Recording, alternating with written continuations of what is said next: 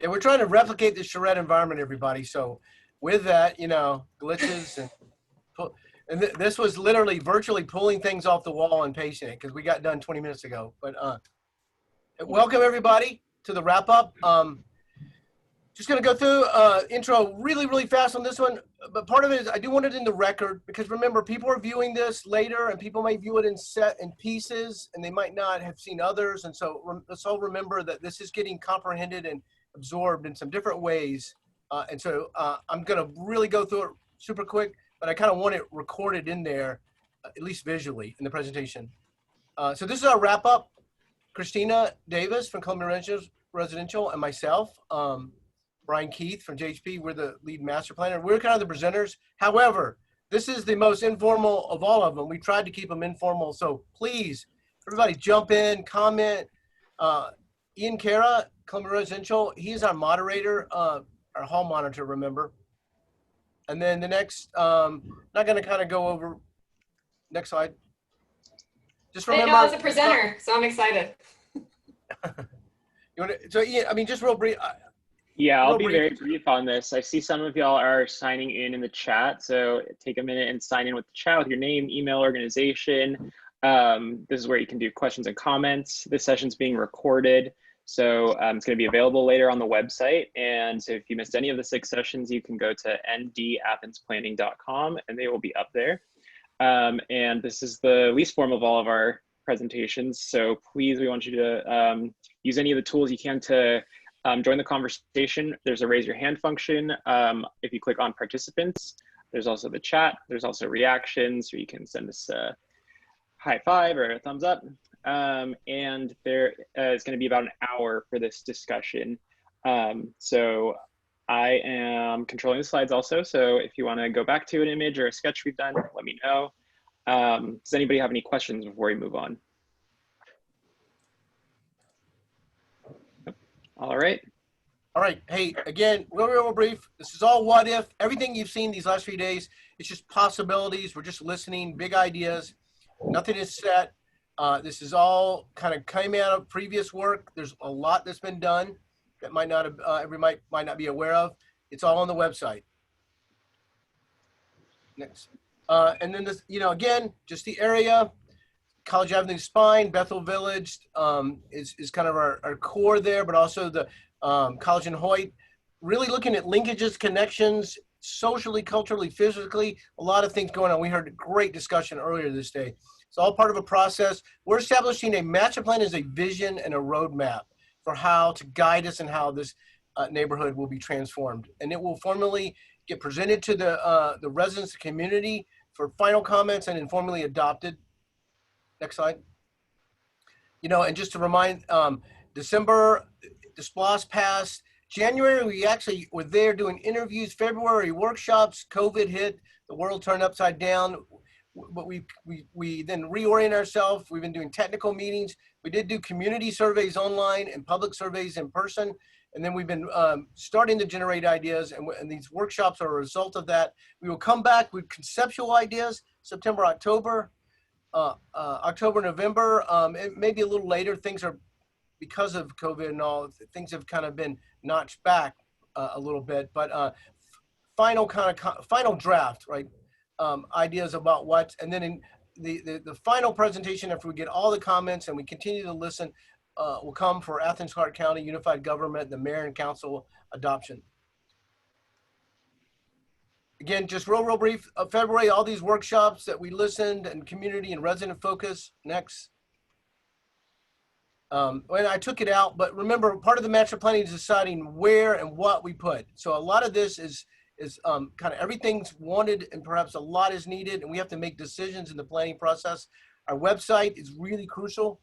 We keep saying it. It's been evolving since we started, and we've really popped the hood and supercharged it. But and we're going to keep working on it and tinkering it like the backyard mechanics on this thing. But we get comments constantly, and we're constantly refining and making it easier to comment, making it easier to view things. But all our work we've done so far and surveys are there. Everything we will do in the future will be there. These sessions of the last 3 days are getting put up there as we speak. And so please visit it. You can also Instagram us, hashtag. Anybody wants to be really kind of socially savvy. And we did a lot of kind of analysis. This just shows some of it.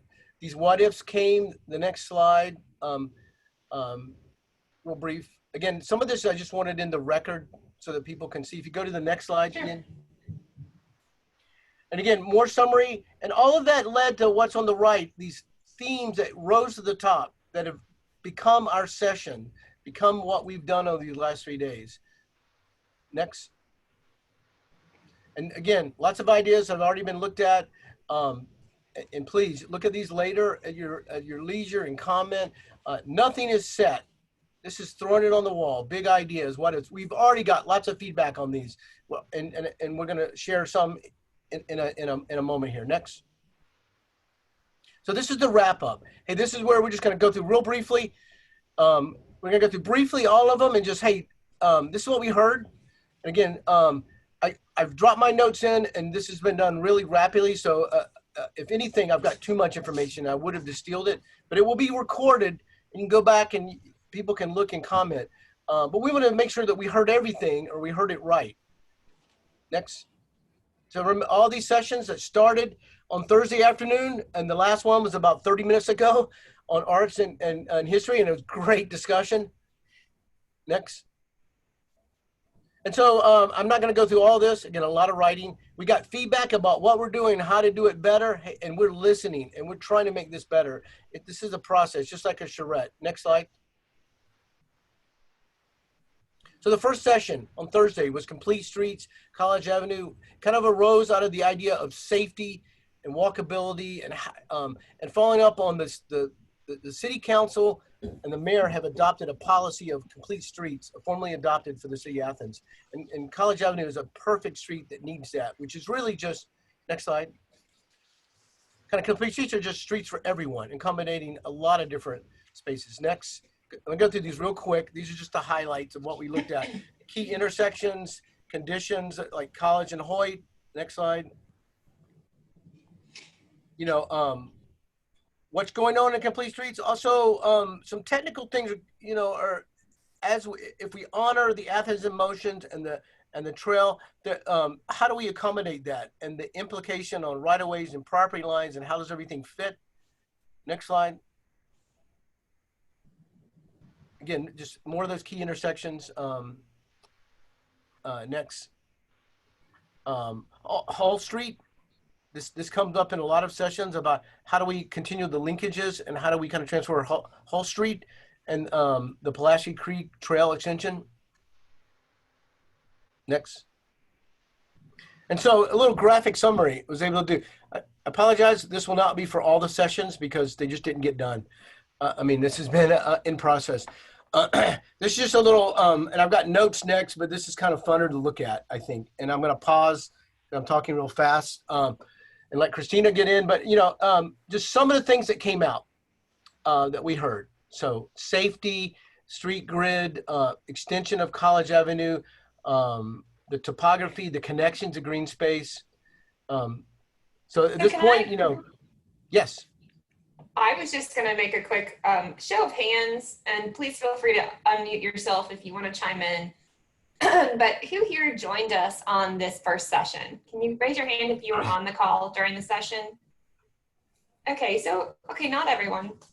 I have a whole row on mine of folks that did not join. So just really quickly, I was just going to add a couple of highlights, Brian, that the proposal was to bring, to elevate Hull Street a bit in terms of its prominence and having the Pulaski Street trail come up at grade at Hull. And I can't remember, Brian, if it was this session or another where we talked about some of the challenges there with retaining wall, but in general, that made a lot of sense to get out of the creek when we were down at the Center for Aging as opposed to all the way up at Denny Tower, at which point you'd be at a steep incline. So I want to just make that note because I think that's a change to a local plan as it's currently written. And then the safety of the intersections, Brian and his team have done a lot of review and talking to the residents, but also just in walking the site, you can tell that at first, I guess, if you're not really there on the ground, you think, well, Hoyt and College, that's the main intersection, right? That's where everybody can get across the street, but actually due to the topography of College, it's really a dangerous intersection. And so they really are exploring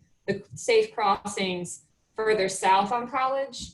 And so that's why you're seeing those 3 circles, but really kind of trying to elevate the prominence of those other cross streets. That's why I just wanted to get in on the complete streets. And you know, and we had the resident surveys kind of pointed out to us tellingly how other crossings are used. Madison and Strong are used more than Hoyt by the residents. Yes, and that's so, a lot of factors, but. And then the last thing, I think, Brian, you hit on it, but you are going fast because we have so much to cover, was that so I thank you in that. I know you're keeping us on time, but I do think that in order to implement the complete streets policy from Athens-Clarke County, we're going to have to make some choices then on what really College Avenue will look like, given the current right-of-way. Does that mean we're going to have on-street parking on both sides and a multi-use trail as currently proposed? And I think the Athens in Motion plan, or does that mean we need to look at some type of other protected bike lane, or we do the trail but not on-street parking on both sides? There needs to be some give and take on that to accommodate. And so I do see some follow-up and conversations specifically about what stays and what goes in terms of College. We're going to have to make some hard decisions there. Yeah. And that I actually noted it down there. It looks like Ron discussion, but it's right away. Again, it was a quick. Okay. And then next slide, actually, just go to the next slide, Ian. Hey, this is just some of the summary of the notes, just for everybody. Again, a lot of this is for the record, so you can go back and look at it later. But it's what Christina was just kind of mentioning. We had lots of talk about safety, lighting, Glassy Creek, temporary measures that might be put in place. So Steve Decker had some great comments about, hey, you know, we know the master plan takes a while to incorporate, but there's some temporary things that we may be able to do to make it safer immediately or in the near future. And we had lead-in discussions to Jackson Street Art Walk, you know, but that continued to come up in a lot of different sessions. And again, the historic street grid. But everybody, again, please chime in. I'm trying to be respectful of everybody's time, you know, so I am going kind of quick. It's okay. We've gone over about every session, but keep going, Brian. People, I think, one. Well, do we have anybody who wants to speak? Yes. I do. Just very quickly, this is Nat Kirkendall. You have Helen K. and Matt. I'm sorry. Sorry, Nat. Okay. I will correct that in my notes. I'm sorry. It won't be the first time. Yeah. So it was just, yeah, sorry, typos. You know, these were put in very on the go here. I apologize. I really do appreciate your comments, though. Both of you guys offered a lot of great insights, and we will be reaching out to you guys again. I will. I already heard of y'all as the urban planning power couple in Athens. So that's the word on the street. Just so you know. Yeah, we're really the power behind the power, you know. And next slide. If there's no more questions, I'm sorry. I'm just in this speed up mode here. Not seeing anything. Right. So Thursday night, this was our kind of, you know, happy hour discussion on parks and open space. Thursday night. By the way, we've had great attendance on these. I mean, I'm thrilled. You know, I've been tracking it from 50 something the first one to pretty much in the 30s to touching 40s for everything else. And again, I expect a lot of insights and another whole way of absorbing this will come from online and people looking at it. As I've said before, pajamas or whatever, whenever you want to see it. Early morning with coffee. So the open space, you know, I'm going to go through these brief again. These are just a few key slides that, you know, we tried to look initially at what's there. So our whole planning thought is to leverage existing initiatives, existing things going on as much as possible. We want to be a partner in planning as much as a partner in the neighborhood. So understanding what's going on and what might be resources is very important. So next. And so with that, these ideas of linkages and open space, again, Jackson Street Art Walk, connections, perhaps water quality in the sense of bioswales or natural environments. Next. And we discussed open spaces, lots of discussion on that. Next. And next. I didn't know it copied all the graphics on this, but this was just the exploration of Pulaski Creek and how we think it can become a great parkway street. Put eyes on the street, redirect, develop our community and how it faces it, but also transform and it solves some topographical and just technical issues about make it very hard to extend Pulaski Creek Trail down in the bottom. Next. And community gardens, and I'm going to comment on this because we had lots, and this has been a big theme too, come up. Essentially, there's lots of interest. We do feel like there needs to be champions and sponsors. There needs to be people that take it over. And everybody was pretty universally did not like the idea of putting it lay or other things far away. That needs to be close and integrated to the community. We heard that over and over again. Just pointing out, these are just what we initially showed. But next slide.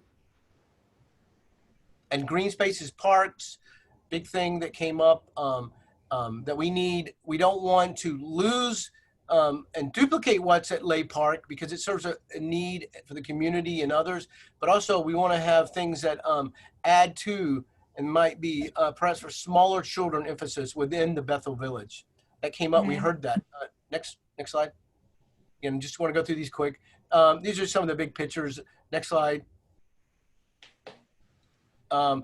So I didn't get a sketch on this one because I didn't get to all of them, but and I'm not going to go through all of these notes because these are my notes, but go back at your leisure. But we heard about the conservation line and we heard about safety in the greenway, and if they were perhaps safer and better oriented, that we think we would get them more use of them. It's a catch-22 in a way.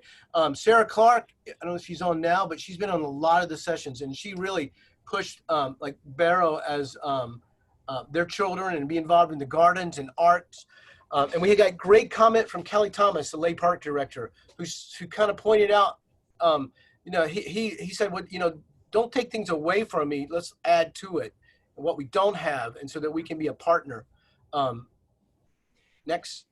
I think I just wanted to point out, to me, a takeaway in the parks and open space was really that the community said, really consider small pocket parks, consider smaller areas. That's on the next slide.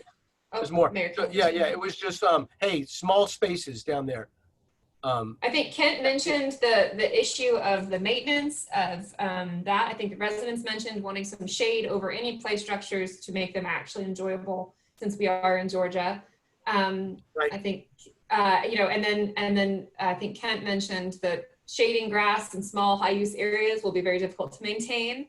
But I think that in general, everybody said, instead of these large greens, really consider small spaces that people can go and get some outdoor enjoyment. And that really flows to also the community gardens being closer to everyone's actual home and not a journey across college. Oh, Jennifer Lewis, you brought up something in the chat. She did mention there was also discussion of keeping whatever existing large shade trees we can actually design around. Yeah, but if you back up, Ian, for a second, I think that was in the notes. If it's not, it was meant to be. I've got some notes to you. We'll take a little bit of time to get all the notes together. Again, so that I appreciate it, Jennifer. Yeah, we acknowledge that, and that did come up. That there's some special trees that that residents use and significance, and the moon tree came up, and so. But also yes. Just a discussion of, can we get larger trees planted earlier on, or can we look at really thinking about, I mean, the instead of putting spindly little trees in that we're waiting 8 years. Yeah, for them to have that any might be in kind the of next. canopy. Is there one more page, Ian? I'm sorry. No. It's all right. We're at a wrap up, Brian. It's okay. I know. I'm fast, and the Zoom delay kind of is weird sometimes. So our third session was Saturday morning or Friday morning, early morning on the Civic parcels. And this, much like a lot of the other ones, like the art and history that we just had, this is one that there are lots of topics, and we think is going to warrant a lot of follow-up. So next slide. So we talked about, these are the areas, and again, we ended up diving into these things in a lot of detail, and there's just lots of information that we need to flush out and understand. So we're going to have follow-up meetings in some form or fashion on a number of these. But, the fire department block, College, Hoyt, Jackson, and Madison, and lots of discussions about the possibilities. The planning department building, Doherty and Jackson, in terms of the art walk and other things that are already in play, as well as around Lay Park. Doherty and College Avenue. One thing that came up was that those parcels along Doherty are owned by the Athens Clarke County, but administered and managed by the Downtown Development Authority, which is interesting to note. So next slide. Just briefly, the fire department block, what might be possible in a lot of ways, and that it's really this kind of way of integrating the public safety workers and staff. That it really is a community. It's a great way to everybody have a community interaction. Next slide. So specifically, one of the suggestions was, can there be, I think, was it John Williams that said, like, I'm thinking an outside basketball court or some type of a play equipment where the firemen actually take use of it as well as the community. And so there's that informal interaction that's not such a formalized one. And so I thought that was a good one. There was also a lot of conversation though about the, the city owns this and it's probably going to become a very developable property and increasing the tax base, et cetera. And so does it stay? Does it get moved? Does it get built around? And those are all conversations we want to have. There was a lot of conversation about the fire station. Yes. And to add, there's some technical things on the fire station that just need to be acknowledged in that this really serves downtown, and you can't go much north of this because of the train tracks. It just limits, and it also means that really their traffic as the fire vehicles leave, a lot of it is on Jackson Street. That is the way that they get out. And so just there's, like anything technical, things that need to be considered. Next slide. And, the planning department building, lots of discussion on that. The moon tree over there, you can see it's the tall pine tree that's over to the right, and tied into extending Strong Street. But, David, I believe David Lynn from the Downtown Development Authority, he kind of pointed out what we thought as well, but just that, this is a great development site. I mean, it sits on a really important corner, and also this need to not turn your back on Doherty. Like this stretch sort of, Doherty is not really engaged. As you go farther, as you go farther to the west, Doherty changes and becomes a much more active urban street, and we need to try to bring that in. That I'm translating his words, and we agree with it. Lots of opportunities. We also learned that it historically was the library and the first integrated library in Athens. So, comments, Christina? I would say that there's some follow-up to be done still. You're showing Strong Street reestablished as it once was, at least to Hull, and I think that is a consensus. Everyone continues to bring up the desire to do that. So I just wanted to point that out because I like the way you've shown it there. And then we also have,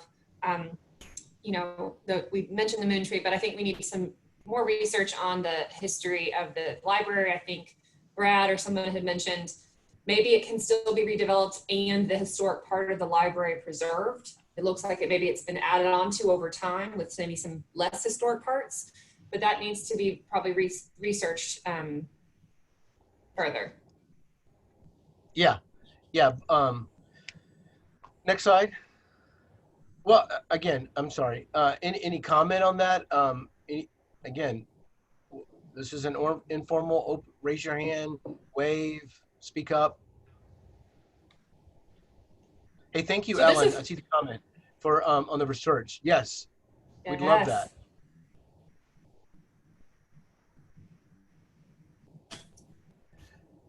And then, I mean, ultimately, that is ultimately, Brian, I just want to ask, like, for master planning purposes, you kind of need to know if it is the desire of Athens Clarke County to preserve or completely redevelop. And so I would say that that's a shorter timeline than perhaps one might consider, but I think that it's a conversation that needs to happen.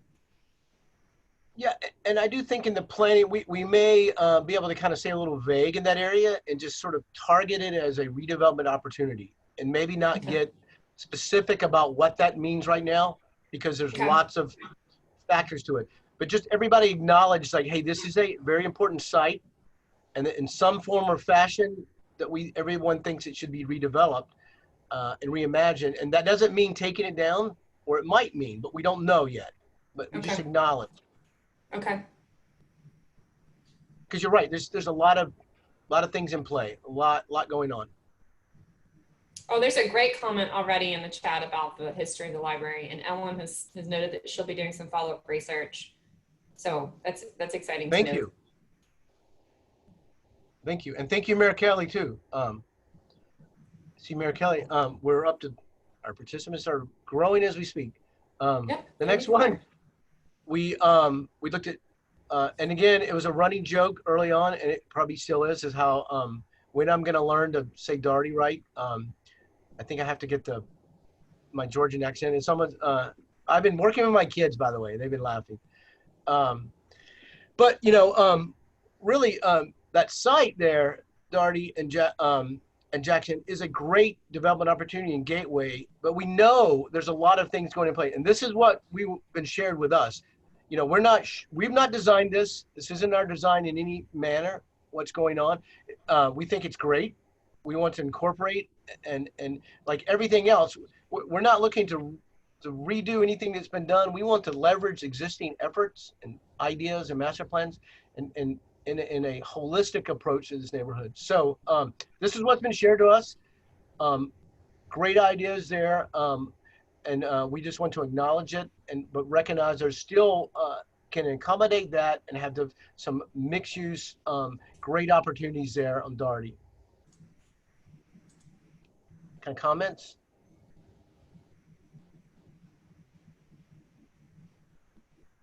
I know we're throwing lots at you. There's been lots thrown at us over the last 3 days. It's been fun. The next slide, I think I do have some notes.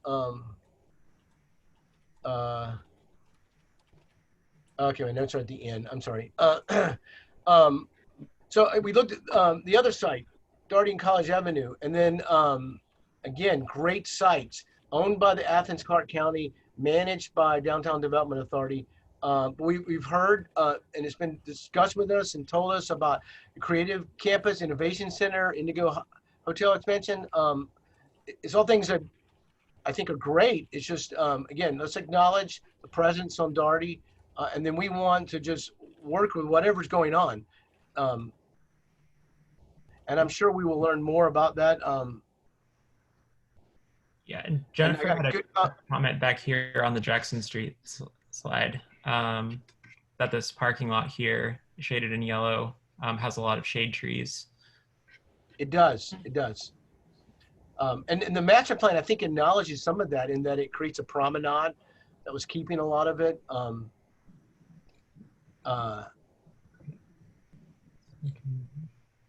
Again, this one, like I said, some got sketches, some didn't. This is just a sketch where I summarize some of the things that we just talked about. It's just a graphic way. Again, you can look at it later, but we just want to acknowledge important locations, the importance of the fire station. Perhaps those are the two ones that came up. The planning department and the fire station are the ones that we can really dive in deeper. The others as well. And also knowing or being informed of what's going on as Jackson Street Art Walk continues. Next slide. Again, this is, I apologize for the extension. I didn't have time to edit it. If more time, and they would have been distilled and shorter probably. But what it is, again, go back and read it if you want, but just talking about, we still heard about safety, and we had lots of discussion on the fire station. Next. In the planning department building. One thing that kind of came out of us is we thought Lay Park may have opportunities. It's probably not as feasible, and that's one that we ought to that effort shouldn't really go there. There's many other areas. Lay Park has got a lot of great things going on its own. And then Rick Parker, had a great suggestions, really, that we all agreed that we just need to dive into a lot of these things in more detail, and they warrant their own sessions. We have a question from Carol Myers in the comments about some of the programming that was discussed at the February workshops, like providing adult education or childcare, and is that still being considered? Yes, Well, everything being, yeah, so I'd say that JHP master planners are probably not getting to specific uses. Like he said, he would note maybe mixed use or something like that, but it is, childcare was also a big impression on me from the first February workshops. It was mentioned on both nights and then continually brought up.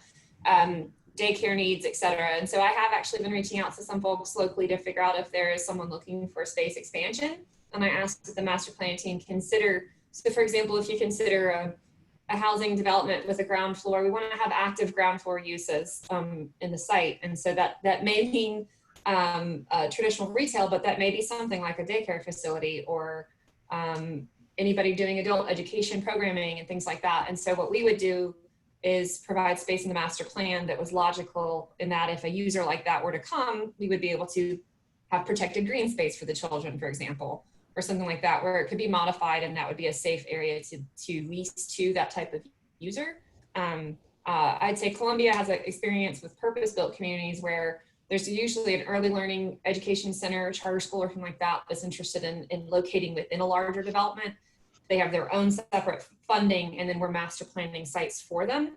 That doesn't seem to be the case in this scenario, and so this is kind of the level of what we're looking at from a master planning perspective. Does that make sense? Clear as mud. no, thank you. You explained it very well, Christina. Anything else before we move on? Okay. So our next session was Friday, our kind of lunch session, transportation and transit. And again, we had great speakers on this one as well, and they offered lots of great insight. You know, Butch McDuffie, and also Kelly Thomas, I believe, from the school district. So first, we kind of just went over where things were, and there are reasons for this. The buses kind of go around Bethel Village, and they don't kind of go into it for a lot of reasons. Also, the same limiting thing of the train tracks. There's that bridge there kind of limits how far some of the transit can go. Next up, you know, just again, this integration of a lot of our different ideas and sessions, but art and shelters. We had great discussion on this, and learned that there is an allocation of art and shelters as part of Athens-Clarke County Transit. Next. Great discussion on the bike share. And we learned about the, I believe, Bulldog bikes, I believe, the efforts going on. And again, these are the what ifs about, hey, maybe locations, maybe we start to integrate some of these concepts and ideas. Next.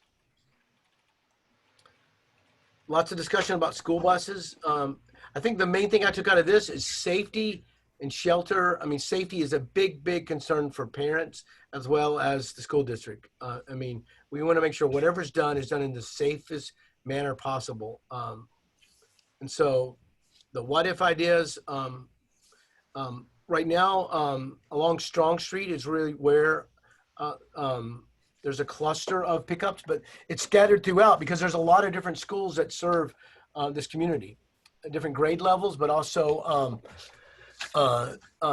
different specific schools. And then some of the, again, I'm not going to bore everybody with all the notes, and these were just dropped in, but just want everybody to be aware of a lot of things we were talking about. One thing we did learn that I think it's worth pointing out down here is that Athens-Clarke County Transit is going to be working on the strategic plan, the transit development plan for 2022, but it kind of starts next year. But this, Butch was pointing out, this is a great time in our planning process to be engaged with them in their transit planning and how to incorporate transit and stops and other things into both our master plan and into their strategic plan. So that was something that was very interesting to learn. And they want to be a partner. And Mike Weaver as well, safety that we heard, and the concern for share. We had residents, Bethel residents kind of really offered some great comments as well. Seniors and the Bulldog bike share came up. Seniors comment about perhaps some senior focused service.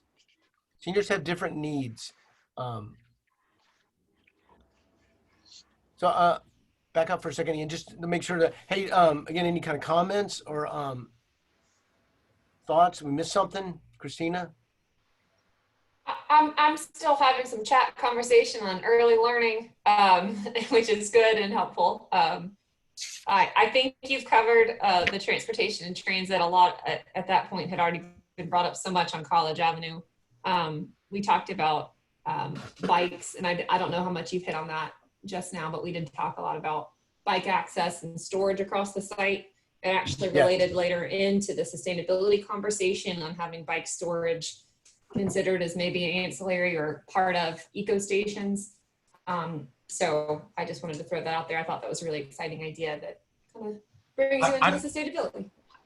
I was going to just add something too, and in some of the surveys for the residents, a lot of the seniors are very isolated. They don't get out of their unit a whole lot. They don't feel safe walking to the transit stops because there's so much topography, and they often don't even go to the Council on Aging, which is just right there.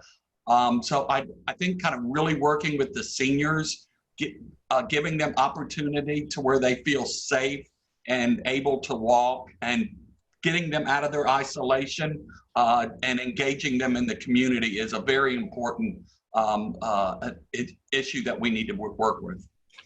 I also can't remember what it was called, but Butch said that there's like a neighborhood level type of transportation, and it may not, right?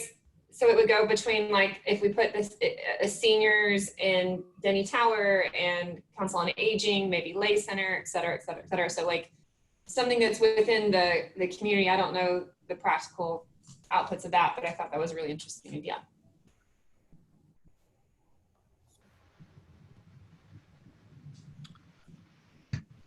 And then our next session, Friday afternoon, was on sustainability and green strategies. Circulator bus. Oh, Jennifer Lewis has a great, I'm sorry to interrupt you as you're starting. Surprise. No. Hey. Jennifer Lewis has a great comment. Jennifer, can you unmute yourself there? Sure. I just wanted to, in all this planning, kind of thinking about the current situation that we're dealing with the pandemic. And while it is currently very hot and humid in Georgia, I think a lot of communities are rethinking how we wish we had more outdoor spaces that people could gather.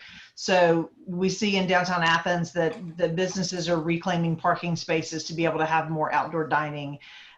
Schools are looking for spaces at community centers where kids can gather and be supervised during virtual sessions when parents have to go to work and kids can't be at home by themselves. So hopefully this pandemic will all go away and we'll be fine. But if we're going to think proactively about taking this as an opportunity to redevelop our communities, this is one small pocket where we might be able to do that, and providing more flexible outdoor seating that's shady and comfortable could serve us in a lot of ways. So Jennifer, I just want to say thank you for offering that, and that fresh air and access to open space is a good planning principle regardless of a global pandemic. So I can imagine that's something to consider. I also want to draw attention, there's a couple of things happening on the chat. Carol has a question to clarify, are all the buildings going to be privately owned? And I just want to clarify, and I think Mayor Kelly is on here, and so Mayor Kelly, you can certainly speak up to this, and maybe I should just kick this to you. Yeah, glad to mention that. So this really is sort of a mix of public and private ownership. All of the ground, the dirt in development terms, is publicly owned. The common spaces and many of the sort of common use areas, park spaces, parking spaces, and the like, will probably be publicly owned. And then the units will be something of a mix because of those three funding streams that we talked about earlier. I think it was in the earlier session that there were questions about kind of affordable housing. So there will be some fully public ownership of some of the units. And just a reminder, This is a public-private partnership between the Athens Housing Authority and our development partners. So the Athens Housing Authority will be a permanent part of the ownership structure of the buildings, as well as own all the underlying land and dirt. So we'll, all of that will remain in the public trust in perpetuity. That's correct. So, and just to, I think that y'all have done a good job of answering that. I wanted to also note, Keyshawn, what were y'all, is it you and I can't remember if it's Ellen or somebody mentioned the daycare partner possibility? Can y'all talk about? Yeah, there was a wonderful and sort of traditionally African-American daycare center on North Harris Street, right off of Prince, that closed very abruptly last fall because their building was sold. And it's a huge loss to the community because it was one of the few truly affordable daycares in the area. So I don't know what's happened to the managers of that daycare, but I would think that they would, if they're still interested in having a daycare and partnering, because they had to dismiss very abruptly all their employees and their families lost their daycare last November. It was called Magic Years of Learning, and then I found out that they changed their name just before they closed to Knowledge Seekers Academy. Okay. Also great ideas on providing Wi-Fi and free of charge in some public spaces, outdoor seating, again, providing those alternative spaces, as Jennifer mentioned, outside. I Yes, have. thank you. Go ahead. Does anybody know if there's any kind of daycare or early childhood school at the AME church there on the corner of Hull and Doherty? Looks like there's a big educational building, and I'm wondering if that church has that kind of program. And you know, they do not currently have a daily daycare service. They do have some after-school programs that were running prior to COVID, but I have not talked with anyone about what's happening there now. I think the big thing that's happening at First AME is the food distribution site. Okay. There's an opportunity. I mean, while we're planning this, lots of opportunities to put you know, some playground areas adjacent to the church, and partner with the church to offer some type of an early childhood development program. So I just want to raise up what we did here at the beginning at the February workshops. Was there was interest both in having childcare, but also in some of the women that are current residents at Bethel.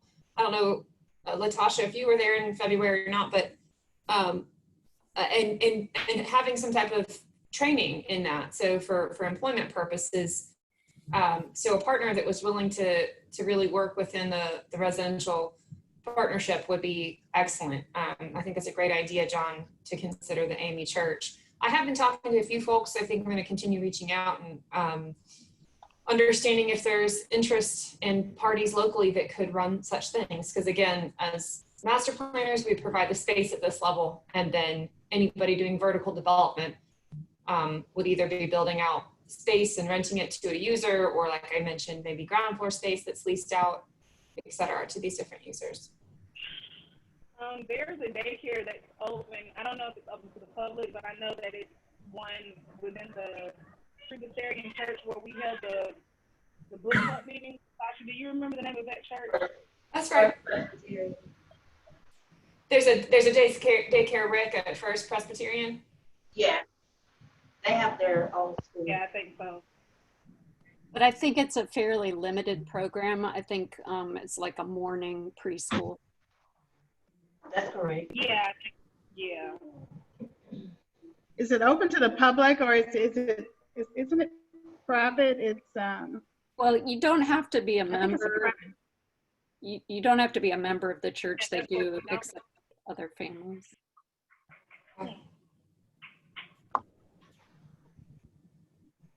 Well, I just want to acknowledge that daycare is a nationwide issue. Affordable daycare feels like a dream right now, but it's certainly something to focus on because it's desperately needed. And I'll add from the meetings that I've attended as a part of the Clark County School District, that we have over 6,000 kids in Clark County that are not in daycare and pre-K. Noted. I heard from Mimi Gallagher, am I saying? Yeah. Mimi Elliott Gower. Gallagher, that there were a lot of spots still available in the pre-K classrooms across Athens, Clark County. So there may be some gap in information or transportation, I'm not sure, but that's something to explore. Again, that there are still spaces available in these programs that are not utilized currently. I'd reached out to her to start the conversation of daycare facilities a couple months ago. Yeah, a lot of the daycare, like I just know what Ms. Mimi was saying, but most of the daycare that most of the parents on this property need is, I mean, the kids aren't even full age, and they're not qualified for the pre-K program. So I mean, it's like a daycare for kids like 6 months and maybe it's like 2 years, 3 years old. I know there are smaller, but they're limited as well. Noted. Sorry, Brian, I thought this was good. Really good. No. Perfect. I am taking notes here. So as I've done throughout. So got a lot of this in the chat. We got a lot of this in the chat. Yes. So the next session, again, was Friday afternoon. It was on sustainability. And really this was, we kind of acknowledge that there will be building scale things, and then that any vertical development is going to have some kind of certification in some form or fashion. And we're going to strive for a lot of things. We also heard about kind of planning for. So we may plan for solar, we may pre-wire for solar cars, putting the infrastructure to accommodate even more in the future as more initiatives come about. Next. And what we really kind of focus on in this presentation, and we'd like to focus in on the master plan, is some of the neighborhood-wide strategies, green strategies that we might, and we had some great discussions on this last night. Next. So the idea of bioswales, green roofs, water storage. So there's this water quality and reducing water runoff. We heard that Pulaski Creek has issues of bank stabilization problems because of the amount of water. We've heard from the Athens Center for Aging that they have flooding issues down there, because if you just look at it, they're at the bottom of Hull and Hoyt. And so they're at the low point. And so things that with this redevelopment, if we can help lessen both in what's newly built, but also the problems that exist. I think there's ways that we can do that. And we want to also be cognizant of a lot of the great initiatives that are already underway in Athens. Next. I also want to note that it was noted that the picture of the rain barrel on top of South Face Energy Institute's green roof was small for scale for what is being expected here in this redevelopment. Right. Well, if you look, that will be in my notes here in a second. We were saying, hey, make it much bigger. And really something that could, in terms of gray water, and I know that's something that is an initiative in Athens as well, gray water or purple pipe, the ability of reducing, it reduces that water runoff, and so that we can lessen impact. Next. And lots of discussion on these of habitat, shade trees, community gardens. This is where we had lots of input on special trees that people acknowledge. We had a great comment. Somebody said, we'll reach out to the State Botanical Center. They've got experts that can help advise us on the quality of trees, which trees to plant, which landscapes, edible landscapes, lots of things that came up in the discussions. The community garden, the spot we put it here, a spot, everybody sort of roundly said no. No, it needed to be smaller and more integrated and have a champion. And I believe it's in the notes here. I believe the Athens Land Trust operates like 14 community gardens, and they have access to grants, and they would be a great partner that spoke up. Cameron Teeter, I believe, was on our call. Next slide. I do believe that Barrow Elementary wants to be active in that as well. We already received an email. Right. Solar came into discussion. Some of this discussion would be what role it might be, maybe more civic or area-wide solar, but also just designing adaptable buildings and putting in place the framework, structural loads, wiring, conduits, power panel, put in place so that we can easily adapt in the future. It's much easier to put that in initially than to go back and retrofit. Next. And healthy communities. Again, a lot of these sessions and topics all start to merge together and link. There's a lot of cross relationships, but pedestrian streets and social space and bike friendly. Next slide. And then we had great discussion on this. So recycling and composting, I believe Suki Jensen. Suki rocked everybody's world on the call. Let's just summarize. By the way, she gets the award for calling in. She called in from Alaska. So she gets the award for that I know of. I mean, you know, we may get people from wherever in the world, right? And you'll see in my notes, the next slide.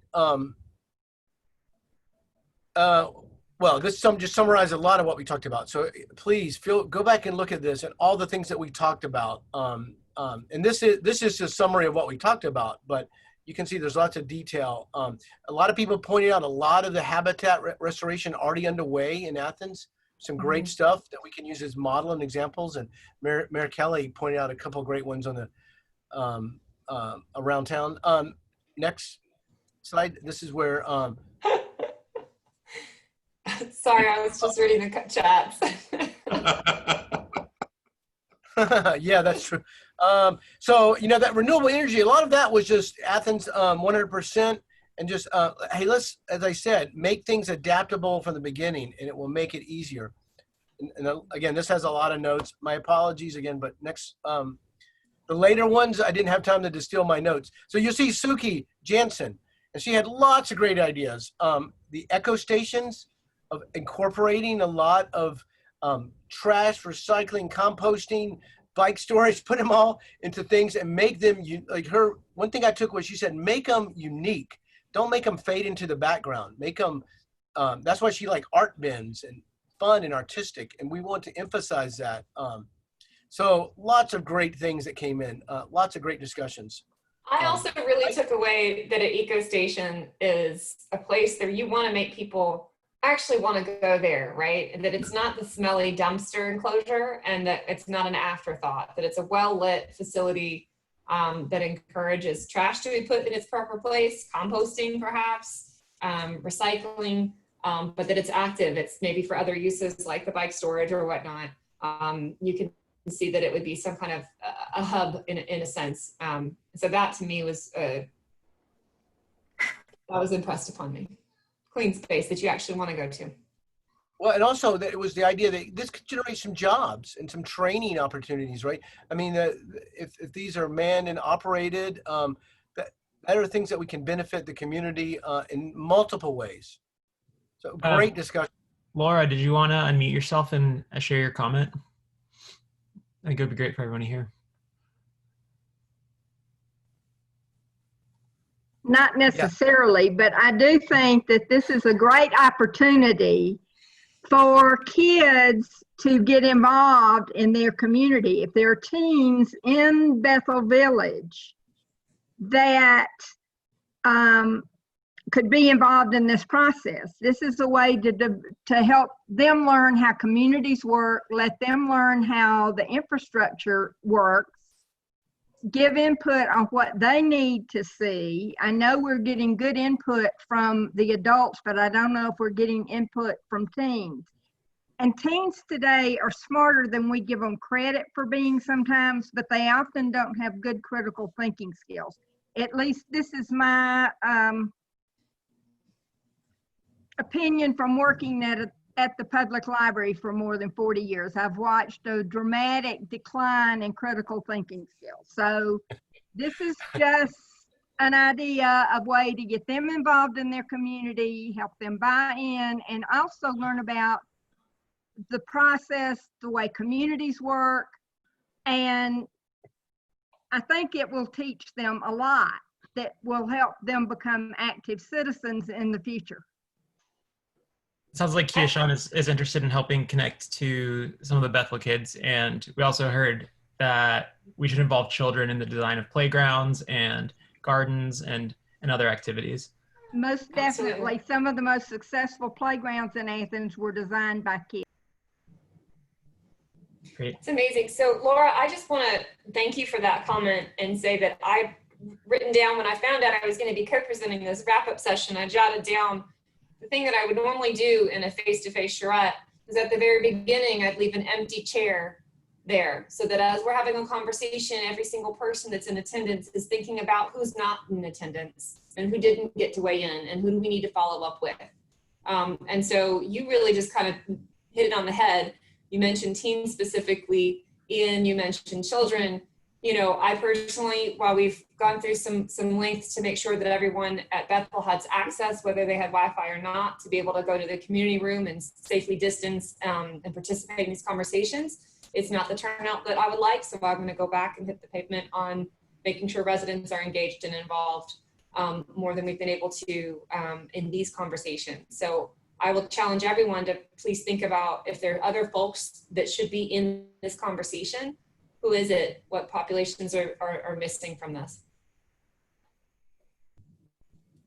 Christina, there's also the opportunity to bring in some people at the university to comment and to give feedback, like in playground design. My wife has a master's from the physical education department where she designed a lot of playgrounds and whatnot because she was a teacher of little early childhood development. Yeah. And so there's a great resource there. The School of Landscape Design would be a great resource to comment on, on parks and things like that. So complete Absolutely. street. So.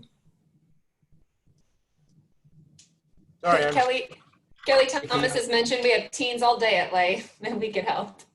That's awesome. So, hey, really appreciate all the great comments. I'm following the chat over here too. I don't know, I was gonna let Christina, since I've been talking all these other ones, if you want to take this one. This is hot off the press, by the way. Yeah. Yeah, we just finished this. It was a tremendous discussion earlier this morning on arts and history. Yeah, absolutely. I have no idea what's in this presentation either. So there's those of you who caught this morning's, we had a little technical difficulties and I had some new slides. But I would just state that we ran through very, very high level what we had put together in terms of the history of this particular area. We have identified through the group resources that this was the bottoms, not necessarily part of Lick Skillet in its years ago, pre-urban renewal. So this is showing a picture of what the street grid looked like previously, and then after the development of Bethel itself, what it looked like. I did discuss generally that acknowledging the history of a place is critical, and that it can be honored in a redevelopment like this and in the master plan in a variety of ways. That can be overt through preservation of buildings or naming of streets, but could also be reflective in street grids, architectural stylings, etc., and also public art. And so that's really what the Artlets conversation was about, is how to integrate public art in a variety of forms in smaller spaces. So again, imagine these pocket parks that have art integrated into them, or bus shelters with art integrated into them. I thought the discussion was really, really good. We had a lot. We have a lot of things and people to follow up with. I think that finding some of the historical resources and tagging them off our website might be really interesting, Brian. We haven't had a chance to talk through that, but I think that there's some online interviews and such already. And then at the end of the day, we'll say Broderick discussed a proposal he has on the table for integrating art and residents into the decision-making and art process. There was a discussion that the SPLOST funding dedicated to public art cannot be used for anything that is not permanent. And so there was a discussion of how best to facilitate maybe programmatic art. I asked if it could be not just public art, but if there's resources locally and nonprofits that maybe have performing arts and things like that that are looking for a home within the development, much like we just talked about a daycare. The earlier we know interest from local partners, the easier it will be to integrate a space for them in the master plan itself. The next slide. I have no idea what the slides are. It's just I pulled a few out of it, so you can skip through this one. Yeah, well, we learned Hot Corner is not where we have it located. We learned a couple other things we're going to throw on this map. But I think that it was really educational for us and that we've got a lot to absorb still. I actually already am talking to some folks there at Bethel about making sure we can let the residents of Bethel understand the history that we've been able to identify thus far. I might make them a little more excited to engage in this process too and provide input, understanding the context of it all. Next. And then we showed some imagery of the artlets. I will say I already did get a comment back that from one of the residents there at Bethel, I think that that these don't look very permanent.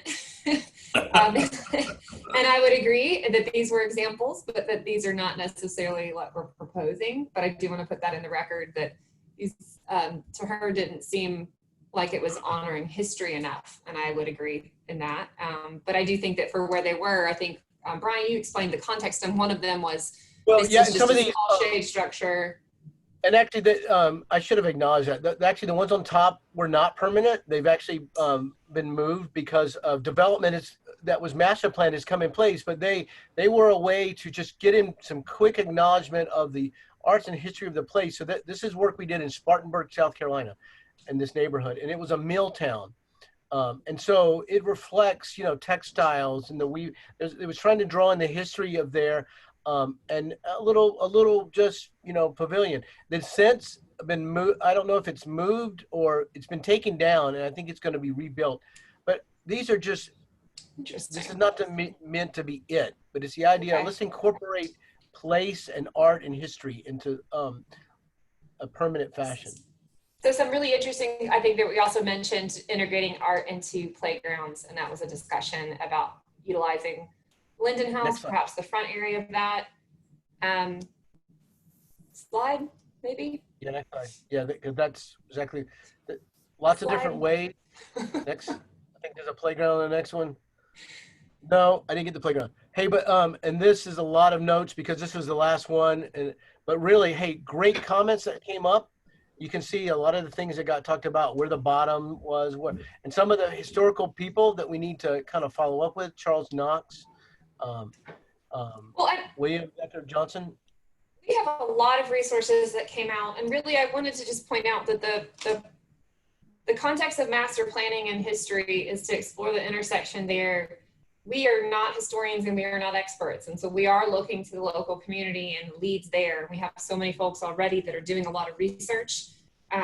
We want to understand as much as we can so that we can reflect that in the master plans. But I think a lot of the suggestions are stuff that will maybe fit in after construction, during construction vertical. There was programmatic, ongoing, operational discussions. And so I think that we started a conversation that we're going to have some follow-up, much like the Civic conversation. I think is going to warrant another round of a Zoom call or 3.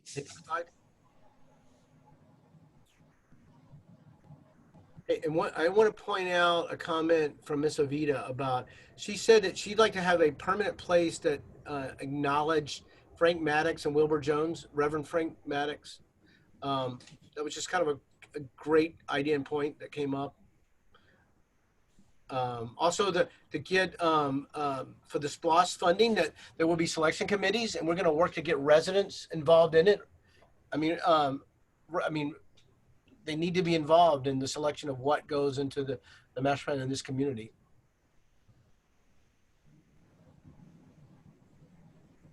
So I know that's a lot we've thrown at here lunchtime on a Saturday. But we've had this has been a really, really intense. In that sense, it's captured a little bit of the intensity of charrettes and workshops, but in a virtual way. But just kind of open it up to any further ideas or concerns, or we missed something, something we didn't discuss. Questions? This is Sarah Beresford. Could I ask a question or make a comment? Absolutely. Just a couple really more comments, thoughts that I had while we're talking today. And I missed two of these sessions, so it's possible these were discussed on the ones that I couldn't attend. But two things, one of them related to the conversation earlier about the historic nature of the planning department building. And it looks like there's been a lot of chat about that and people are going to be looking into that more. And it might be that the planning staff who've been on these phone calls or public works staff don't feel comfortable complaining about the workplaces. But I'll do that on their behalf. I don't work there, but I think it's really important to walk in these buildings, especially the bottom entrance off the back side of the building, and sort of see where these people are working. And I just hope that that building really needs to be, it either needs to go or be really, I think it'd be a missed opportunity to decide we're going to save that building based purely for historic reasons. So I just wanted to sort of lodge my opinion about that. And the second thing I wanted to say is that I haven't heard, I know that the Denny Tower is not really in the scope of this, but I know that Rick Parker is listening to all of these and is a big part of this. So I hope that so much of what we're talking about really benefits the Denny Tower residents. And so I hope that, especially in the context of sort of walkability, access to new green spaces, I hope that the property that Denny Tower is on can be at least kind of thought about, and the lives of those residents thought about when we're thinking about adding green spaces. So I just wanted to make those two comments. Rick, did you want to address Denny Tower at all? Yeah, thank you, Sarah. Just a reminder, the Athens Housing Authority is a partner in all this and will actually own all the underlying land. So clearly we've been thinking about that, about this, and we'll be looking as to how to make that all work. So since we're a partner in all this, yes, the answer is a very simple, straightforward yes. That does, I'm not surprised, but I think that's great. I just wanted to sort of state it for the record because it just seems like a great opportunity. Yes, we've been looking at that. Our team's been looking, and it will be integrated into the broader thinking of the whole area. I also want to address, Sarah, your earlier point on the planning building. That was brought to my attention in a private chat, to look at the facilities itself, that while it may be historic, that it may not be good for occupants right now. And so I think that from a planning perspective as well, the group in general has just stated that the walkability of Dougherty is really difficult. There's a lot of dead space, and that building could really, if that parcel was redeveloped with an active street front, that you really do start to bridge between downtown, which you guys have a lovely downtown, over into this side of North Downtown, and as it once was, right? So I think there's something there that can be creatively considered. I think you can honor the history of something, but perhaps decide that preservation in that particular aspect may not be the best course.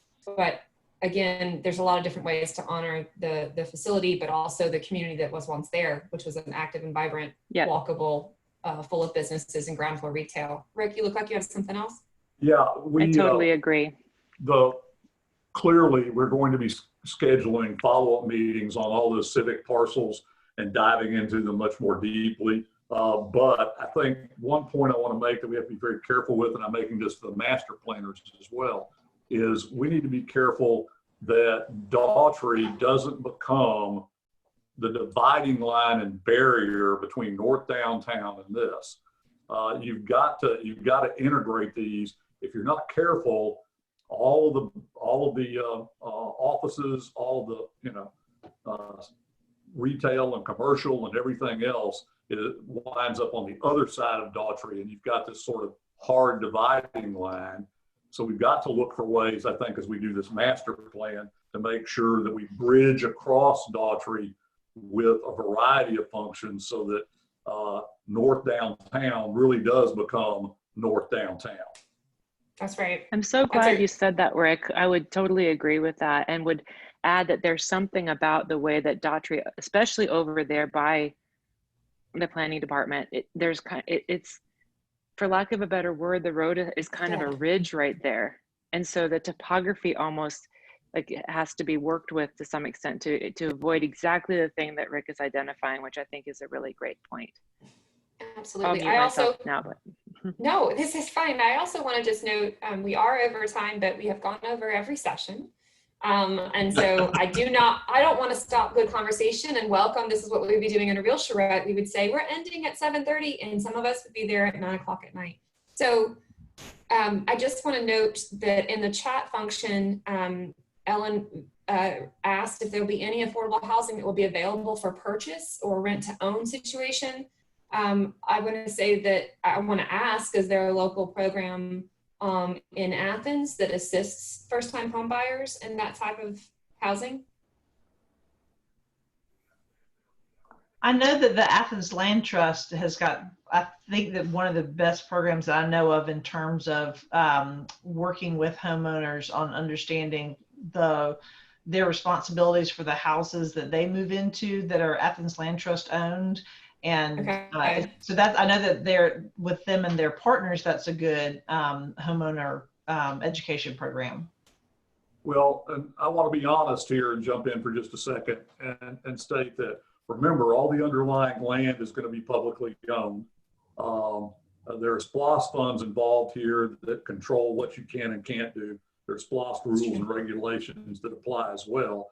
And we're talking about a downtown space where local government's already on record, and I don't know if Kelly wants to speak to this, about a much higher density, and then going to a lower density of home ownership doesn't necessarily always match up with a downtown urban sort of center. So, we can look at that, but there are a lot of technical obstacles to that at the present time. And Kelly, I don't know if you want to weigh in on that. Yeah, I'd be glad to. So folks probably recall that when the SPLOST 2020 referendum passed, we already knew that the majority of those funds were going to go toward the North Downtown redevelopment area, and that was going to primarily be a rental environment. However, it's very much on the mind of myself and commissioners that we need to devote the balance of those funds to home ownership. And so I expect the additional $5 million and then other receipts that we have around affordable housing are really going to be focused on that sort of ownership and wealth creation model. And pertinent to this part of the map, we will be discussing on our Tuesday agenda setting meeting a project pretty close to here, wrapping around the Graduate Hotel, what we call parking lot number 3.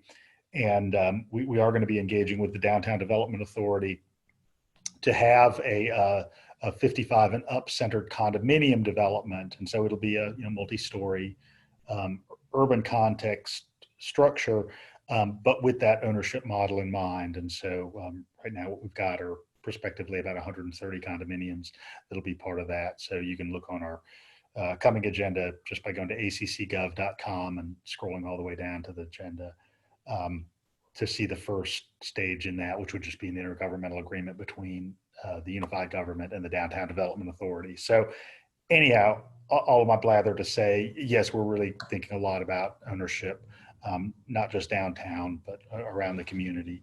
Although the North Downtown project that we're talking about is a rental model. And I just want to acknowledge that again, Rick, thank you for clarifying the underlying ground ownership. The master planning boundaries again go a little beyond what is currently controlled by local government or in general. So there's a couple different boundaries that we're working within. But Ellen, I think that does answer your question in terms of the density here and the underlying ground ownership of public ownership of Bethel and College Point sites that are getting a lot of the heavy programming here would not necessarily allow for the home ownership component.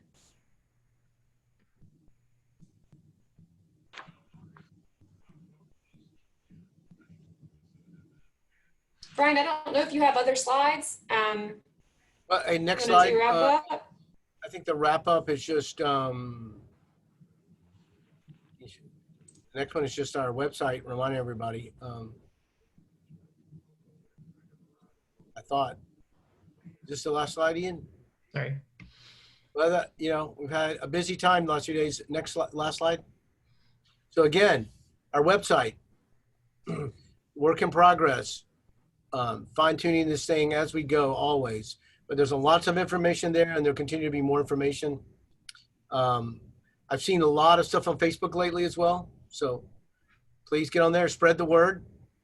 We want everybody to go back and look at all these and just dive in. There's lots of great information.